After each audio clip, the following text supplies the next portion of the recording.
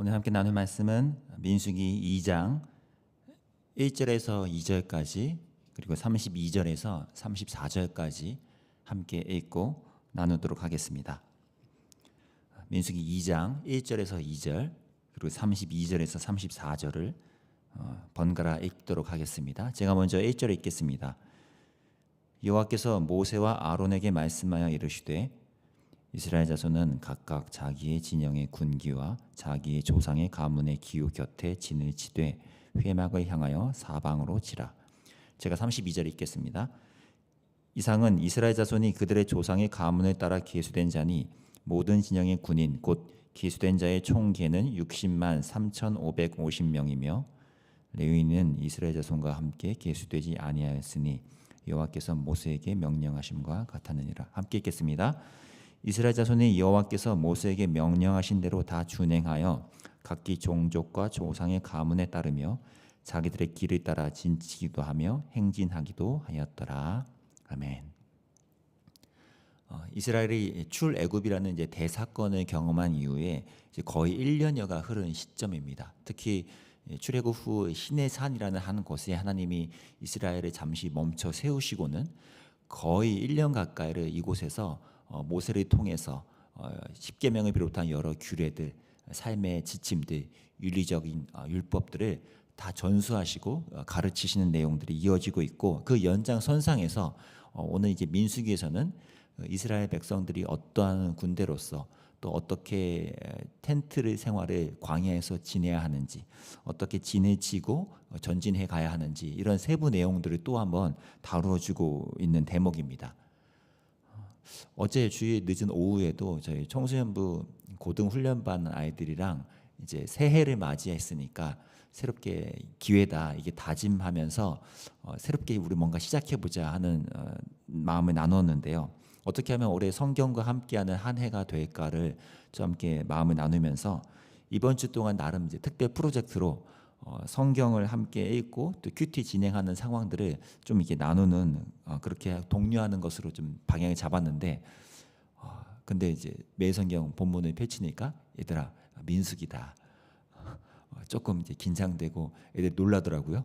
그래서 근데 뭐 어른들도 마찬가지 아니겠어요? 이제 새해가 됐으니 다시 한번 내가 성경을 천천히 묵상하고 큐티하면서 하루하루 열어가야지 하는 다짐을 하셨을 많은 성도가 계실 텐데, 이 좀 어려운 민수기 본문으로 시작을 맞이해서 조금 경직되실 수도 있지만, 사실 이 민수기 본문과 내용들이 굉장히 의미심장하고 우리의 삶에 적용되는 것들이 많기 때문에 함께 하나씩 묵상해 가시면 참 좋을 것 같습니다.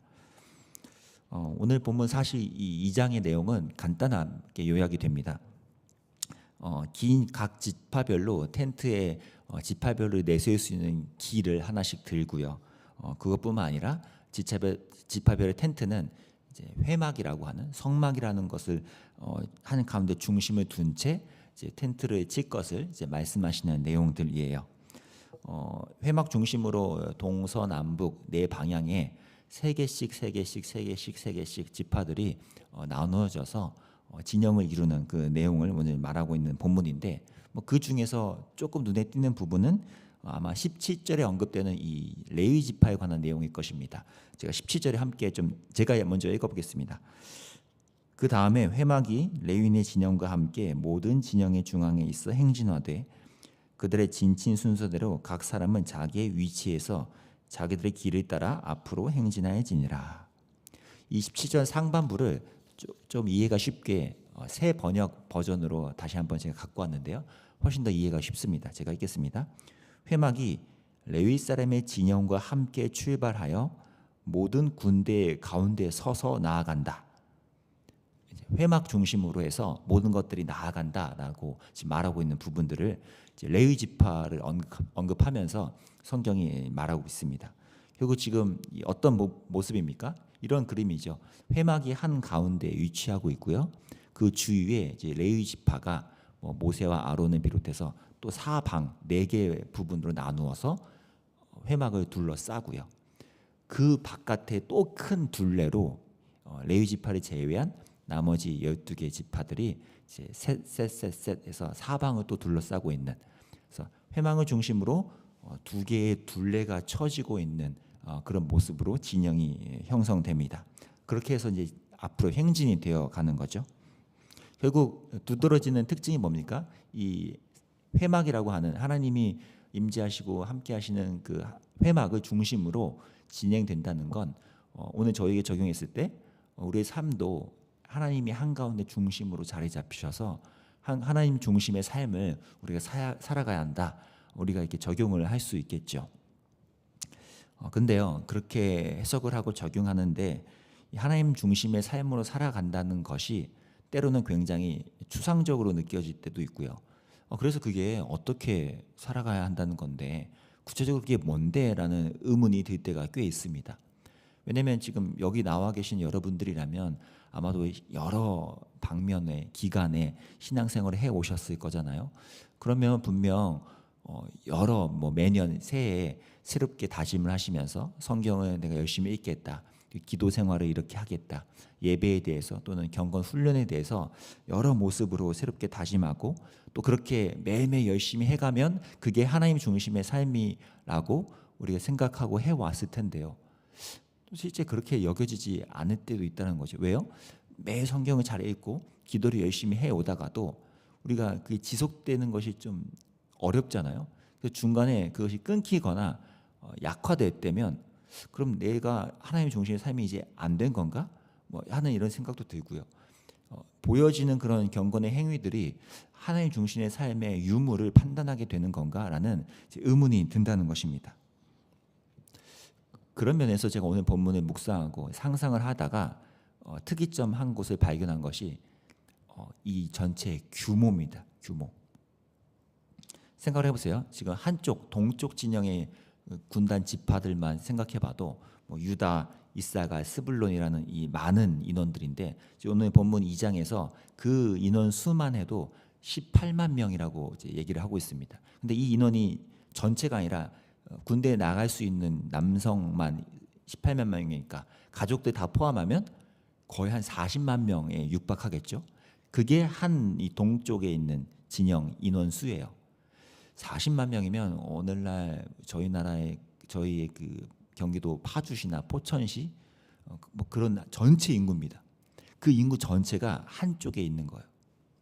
그럼 여러분이 그 한 진영에 소속되어 있는 사람이라고 생각을 해보십시오. 회막이 한가운데 있다 한들 회막이 보이시겠어요? 회막의 사이즈는요 한 이 정도 될까요? 가로 50m, 세로 25m 정도예요.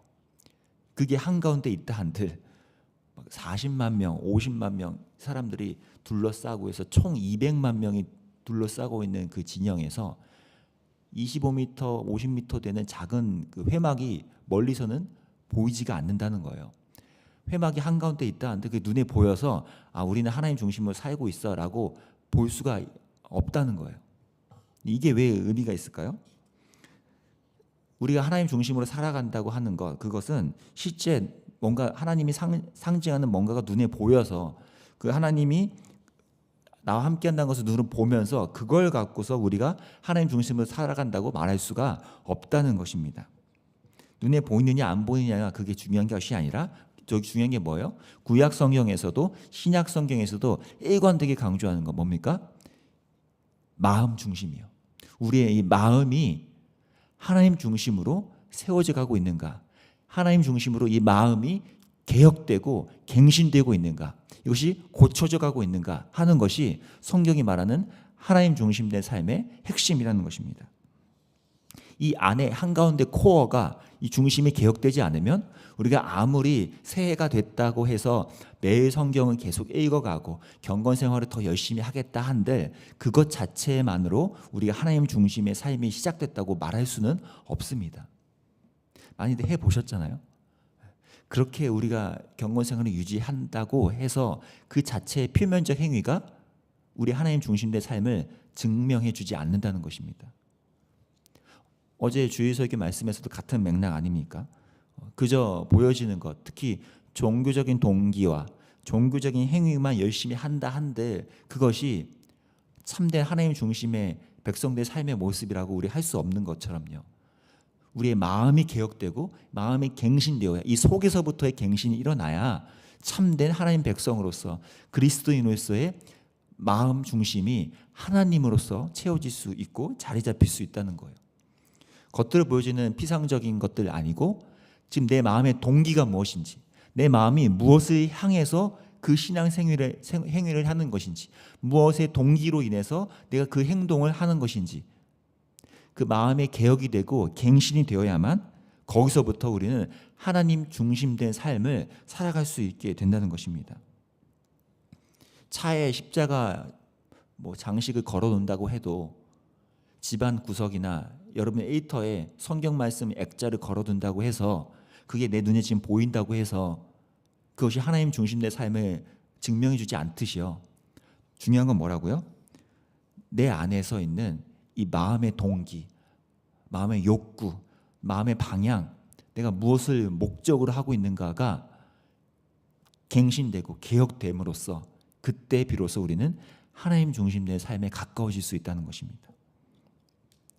우리 흔히 그런 말 하죠. 속도보다 방향이다.